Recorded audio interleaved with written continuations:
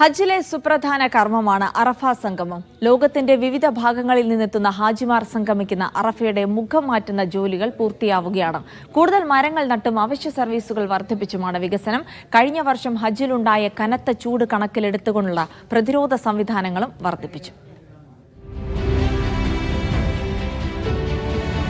അറഫ മൈതാനിയുടെ മുഖച്ഛായ തന്നെ മാറുകയാണ്. മാസങ്ങൾ നീണ്ട വികസന പ്രവർത്തനങ്ങളുടെ അവസാന മിനുക്കുപണികൾ. പ്രവാചകന്റെ വിശ്വപ്രസിദ്ധമായ പ്രഭാഷണം നടന്ന ജബലുർ റഹ്മക്ക് താഴെയുള്ള ഭാഗം മുഴുവൻ മനോഹരമാക്കി.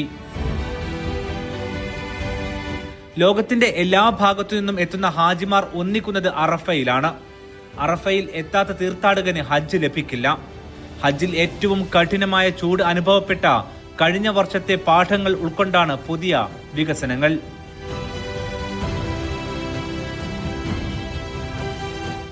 മരങ്ങൾ വർദ്ധിപ്പിച്ചു. തണലുകൾക്കായി പ്രത്യേക ഇടങ്ങൾ ഒരുക്കി. ശുചീകരണ മുറികളും അന്തരീക്ഷത്തിൽ ഈർപ്പം വർദ്ധിപ്പിക്കാനുള്ള ഫാനുകളും വർദ്ധിപ്പിച്ചു. നേരത്തെയുള്ള 30,000-ന് പുറമെ 20,000-ഓളം മരങ്ങളാണ് ഇത്തവണ മാത്രം ഇവിടെ നട്ടുപിടിപ്പിച്ചത്. പാർക്കുകൾക്ക് സമാനമാണ് അറഫയുടെ പല ഭാഗങ്ങളും. ചൂട് കുറക്കാൻ റോഡുകളുടെ നിറങ്ങളും മാറ്റി. മൊബൈലുകൾ ചാർജ് ചെയ്യാനായി മികച്ച സംവിധാനങ്ങൾ ഒരുക്കി. ഇരിപ്പിടങ്ങളും വർദ്ധിപ്പിച്ചു. ഫലത്തിൽ ഇതുവരെ കണ്ട അറഫയല്ല ഇത്തവണ വിശ്വാസികൾ കാണാൻ പോകുന്നത്. സാബിത് സലീമിനൊപ്പം അഫ്താബ് റഹ്മാൻ, മീഡിയ 1, മക്ക.